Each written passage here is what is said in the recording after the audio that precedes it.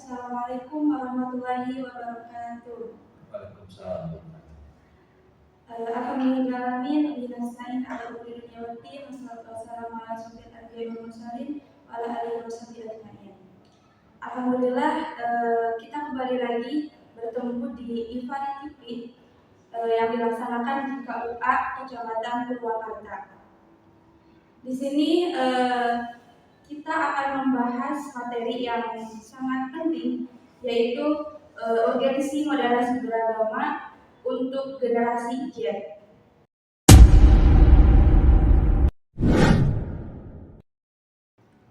Apa sih generasi Gen Z itu? Nah, Gen Z ini adalah salah satu kelompok atau kelahiran yang lahir pada awal 1997 sampai 2012. Nah, di sini kita akan membahas urgensi moderasi beragama terhadap Gen Z. Baik, perkenalkan sebelumnya saya Lutfi Ulfiah Hasanah sebagai host di acara ini dan sebagai salah satu peserta PKL dari UIN Bandung. Dan di sini juga ada Bapak Dr. Yusuf Solihuddin MAG yang telah hadir. Bapak Yusuf ini sebagai penyuluh agama Islam Fungsional Kemenang Purwakarta dan juga Sekretariat Umum MUI di Purwakarta. Baik, mungkin langsung saja kita akan memberikan pertanyaan kepada Bapak terkait apa sih urgensi moderasi beragama untuk generasi Z ini. Baik Bapak, kan di sini kita udah sering ya dengar apa itu moderasi beragama, dan moderasi beragama juga menjadi salah satu hal yang sangat penting untuk dipelajari. Nah, untuk pertanyaan pertama, apa sih latar belakang yang menentukan moderasi beragama ini? Ya, yang pertama tadi ya diantarkan tentang urgensi generasi Gen Z yang tadi periode 97 sampai 2012.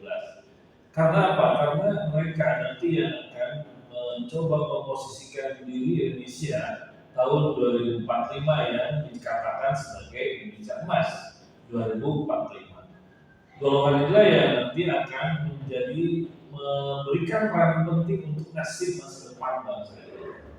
Sehingga mesti perlu ada pembekalan untuk membangun Indonesia Emas 2045 dan dikaitkan dengan moderasi beragama menjadi sangat penting karena kita bayangkan ada 1.340 suku bangsa dari Sabang sampai Merauke. Nah tentu ini suku bangsa ini harus dirawat agar tetap kemajemukan itu berlangsung dengan baik sehingga kemudian tidak terjadi konflik berdarah antara suku bangsa sehingga tidak terjadi perpecahan antara suku bangsa dan Gen Z dia punya peran penting untuk merekatkan suku-suku bangsa itu. Dan tentu salah satu modal utamanya adalah diberikan satu pemahaman tentang moderasi beragama, sehingga dia nanti ke depan dia bisa merekatkan menjadikan keragaman kemajemukan sebagai sebuah kekuatan bangsa. Dan disinilah peran Gen Z. Yang kedua, peran Gen Z ini menjadi penting karena dia akrab dengan dunia digital, sehingga dan kita tahu di dunia digital itu bagaikan hutan belantara ya, ada yang positif, ada yang negatif. Nah, kalau tidak diberikan fondasi tentang moderasi beragama, karena di medsos, di platform medsos itu kan tersaji semua aneka pemikiran, baik pemikiran yang liberal, bebas, pemikiran yang ekstrim, pemikiran yang radikal, pemikiran yang fundamentalisme dan sebagainya. Nah kalau tidak diberikan fondasi, khawatirnya nanti mereka terhanyut dengan pola-pola berpikir yang bisa merontokkan aneka suku bangsa dan persatuan yang sudah dibangun dengan sangat baik ini. Lalu mungkin untuk pertanyaan selanjutnya, apa sih bahayanya seseorang jika tidak memiliki rasa toleran atau moderasi bagi umat dan bangsa? Ya, pertama tentu kalau tidak dibangun moderasi beragama atau sikap toleransi beragama, maka nanti cara pandangnya itu adalah bahwa dirinya yang paling benar, yang lain di luar dirinya itu adalah salah. Itu satu. Nah, karena bahwa dirinya yang paling benar, yang lain salah, maka yang salah itu harus dihantam supaya ikut pada keyakinan dirinya. Maka memang kalau tidak diberikan fondasi dasar-dasar moderasi beragama, khawatirnya nanti akan bersifat ekstrim, bersikap radikal, sehingga kemudian anti toleran terhadap perbedaan budaya, di mana kita tahu tadi ada 1340 suku bangsa. Kalau ditambah ada 7 agama yang ada di negeri kita. Tentu ini harus diberikan modal-modal pemahaman moderasi agama yang baik supaya tidak terjadi disintegrasi bangsa, supaya tidak terjadi konflik berdarah antara berbagai suku bangsa dan agama. Jadi bisa memicu untuk radikal, ekstrim, dan juga kemudian menghantam dengan kekerasan semua apapun di luar keyakinan dirinya. Jadi bahaya dingin kalau Gen Z tidak memiliki modal ini. Apalagi dalam posisi Gen Z itu generasi muda ya, dia akan banyak galau, dia akan banyak stres, sehingga kemudian sangat mudah tergoda dengan aliran-aliran yang memang mengarah kepada hal yang radikal dan ekstrim. Lalu mungkin untuk pertanyaan selanjutnya, bagaimana ruang lingkup implikasi moderasi beragama dalam kehidupan? Ya, sikap moderasi beragama itu dalam ruang lingkupnya ada 2 hal implementasi. Yang pertama adalah mengembangkan toleransi moderasi beragama antar sesama umat Islam. Yang kita tahu sesama umat Islam itu ada ormas Islam, dan kita ada Persis, Muhammadiyah, NU, PUI, dan aneka macam gerakan dan ormas Islam yang ada. Nah tentu kalau tidak dibangun sikap toleransi atas perbedaan, misalnya terhadap perbedaan fikih, terhadap perbedaan dalam pemahaman keagamaan, kalau tidak dibekali, maka tadi akan terjadi konflik antar internal umat Islam. Karena bahwa dia merasa golongan yang lain paling benar, yang lain salah. Karena golongan ormasnya yang paling benar, yang lain salah. Keyakinannya madhabnya yang paling benar, yang lain salah.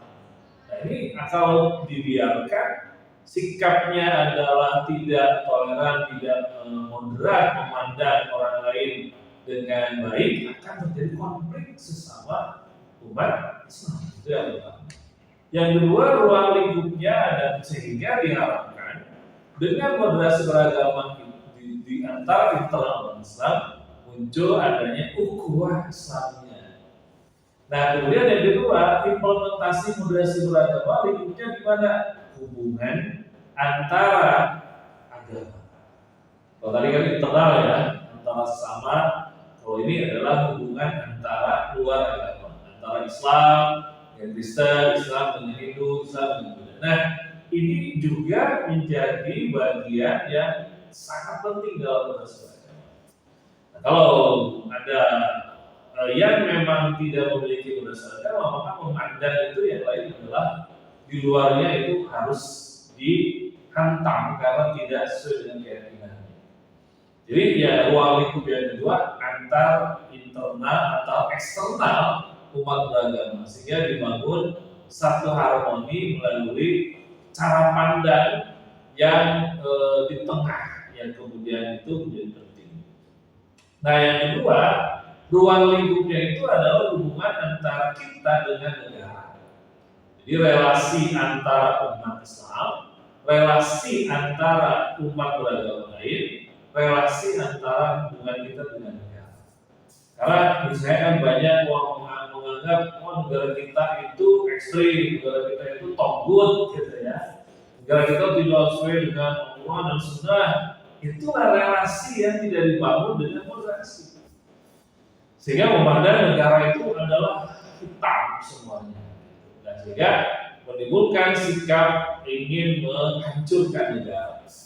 Nah, sehingga ini yang menjadi penting ruang lingkup moderasi beragama itu sebagai pelampung, ya, sekoci atas kehidupan berbangsa dan bernegara. Sehingga ini menjadi penting maknanya untuk kita kuatkan. Yang sebenarnya sih Indonesia itu udah keren, ya, moderasi toleransi. Dari sekarang usia Indonesia ada berapa tahun? 79 ya? Berapa tahun ya? Sudah lama ya kita merdeka. Dan sampai detik ini alhamdulillah negeri kita tidak ada perang antara agama. Betul kan? Tidak ada perang antara agama yang berdarah-darah. Walaupun mungkin ada letupan-letupan ya kasus-kasus lain, tetapi sampai konflik berdarah-darah seperti di negara lain itu tidak. Itu artinya apa? Sebetulnya sikap toleransinya itu udah keren, udah hebat, udah dahsyat, udah luar biasa. Sehingga kalau di negara lain kan kayak Uni Soviet dulu udah bubar, gitu kan. Jerman sekarang udah bubar satu. Nah kita dianggap aneh oleh orang luar, kok bisa Indonesia yang 1340 suku itu tapi masih utuh. Nah, ini ada yang mengatakan keajaiban dunia gitu, seperti itu. Tapi adalah sumbangsi yang tinggi dari semua komponen bangsa, terutama juga sumbangsi dari mungkin yang mayoritas, itu toleransi sudah bagus.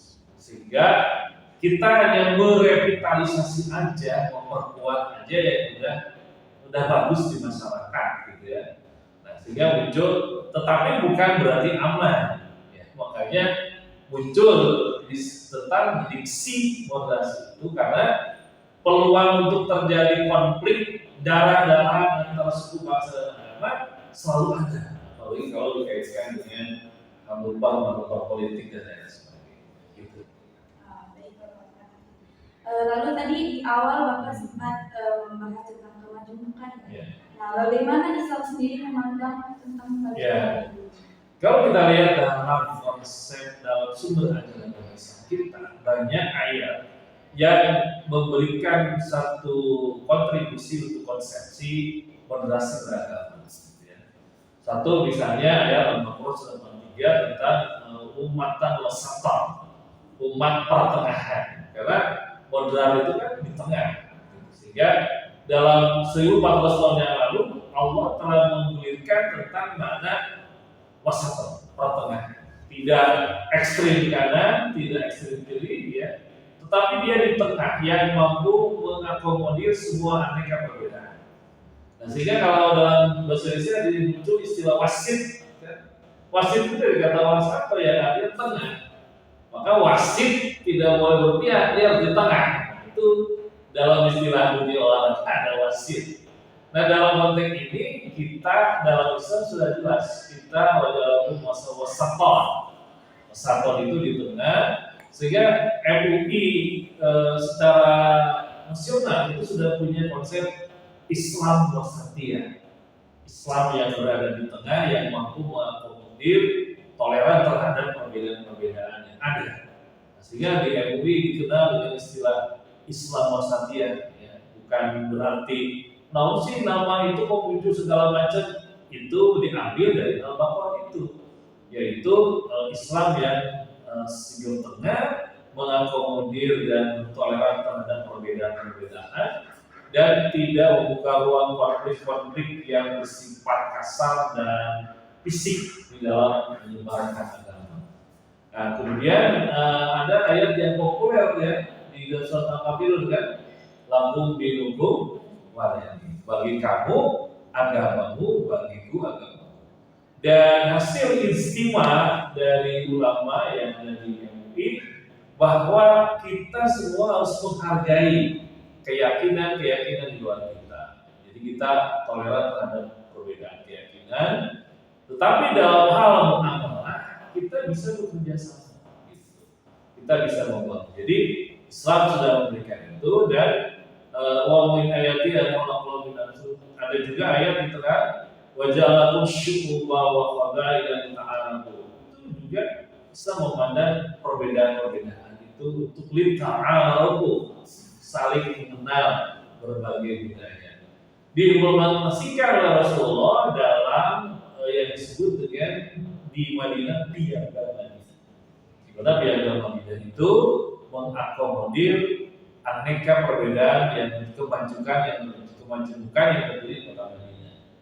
Jadi Islam memberikan satu pandangan yang penuh dengan moderat, penuh dengan toleran, penuh dengan wasatiyah. Baik, mungkin tadi kan judul besar kita ini adalah urgensi moderasi beragama untuk Gen Z. Nah, bagaimana caranya membangun toleransi atau moderasi untuk generasi Z di masa kini dan yang akan datang? Yang pertama tadi sudah dikatakan bahwa Gen Z salah satu cirinya akrab dengan digital. Sepakat ya, akrab dengan medsos, IG, page, Facebook, Instagram, apakah itu TikTok, snack video, Facebook, semuanya terkait dengan. Sehingga bagi mereka referensi utama itu kadang-kadang dari medsos. Nah, tentu ini tantangan bagi para dai, bagaimana membangun cara berpikir yang modern ini, juga tantangan bagi para dai, para penyuluh, para ustaz, ajengan, kiai untuk ikut meramaikan konten digital dakwah yang materinya terkait dengan bagaimana kita harus toleran terhadap perbedaan. Tadi ya, laku binukum waliyadi, kalau dalam forum kita amaluna amalku, digagaslah tentang dibanjirilah platform medsos dengan materi-materi yang mengemukakan tentang urgensi toleransi. Itu satu. Supaya apa? Supaya si gadget yang sedang asik berselancar di digital selalu bertemu dengan konten yang toleran, konten yang wasat, konten sehingga ini kayaknya saya harus ikut. Itu satu hal. Yang kedua, lingkup keluarga. Bahwa di keluarga juga harus mulai ditumbuh kembangkan pendidikan moderasi atau toleransi beragama di keluarga. Ini juga harus dibangun. Bagaimana para orang tua mencontohkan adanya perbedaan-perbedaan dalam fikih misalnya, sehingga anak memahami aneka perbedaan. Dan ini yang menjadi penting bagi Gen Z adalah sharing dan dialog di rumah tentang persoalan-persoalan. Yang ketiga tentu sektor pendidikan formal. Pendidikan formal saya kira juga harus mendorong materi-materi yang terkait dengan toleransi di dalam agama atau moderasi di dalam agama, sehingga nanti anak-anak Gen Z ada sumber-sumber yang sama dari digital karena arus besar penguatan moderasi beragama oleh para ustadz, ajengan, kiai, kemudian di keluarga juga dibangun kebiasaan untuk sikap moderat terhadap perbedaan antar umat, perbedaan di luar agama. Yang ketiga, di pendidikan formal juga dibangun. Sehingga kalau tiga kolaborasi ini membangun satu materi yang sama tentang moderasi beragama, diharapkan Gen Z sudah dibangun konstruksi cara berpikirnya oleh tiga kekuatan tadi: digital, pendidikan keluarga, dan pendidikan formal. Sehingga harapan kita nanti Indonesia emas itu dapat terwujud karena anak-anak Gen Z kita memiliki tingkat toleransi beragama yang proporsional sesuai dengan prinsip-prinsip agama kita. Jadi tidak bisa membangun satu aspek saja, tapi harus tadi tiga faktor penting. Sekali itu, dan kita harapkan para Gen Z yang sebagai pewaris masa depan bangsa saatnya juga membangun fondasi beragama, karena negeri kita ini negeri yang majemuk, dan bukan berarti tidak ada peluang untuk tidak ada konflik antara suku atau agama. Selalu ada peluang itu, Dan kalau Gen Z menguatkan dirinya dengan moderasi beragama, toleransi beragama, maka ini sebuah modal untuk kita melompat ke yang disebut dengan Indonesia Emas 2045. Tetapi jika para Gen Z kita tidak toleran terhadap perbedaan suku, agama, tidak toleran pada perbedaan pemahaman, maka Indonesia dianggap hancur. Karena dikhawatirkan terjadi konflik antara suku dan antara agama. Mungkin itu sekedar. Ya mungkin itu ya tadi pertanyaan terakhir dari saya yang mungkin terima kasih kepada Bapak Dr. Yasin selalu dengan MAG yang telah menjawab pertanyaan-pertanyaan dan menjadi pemateri hari ini. Mungkin cukup sekian untuk podcast hari ini. Saya akhiri. Syukur. Wassalamualaikum warahmatullahi wabarakatuh.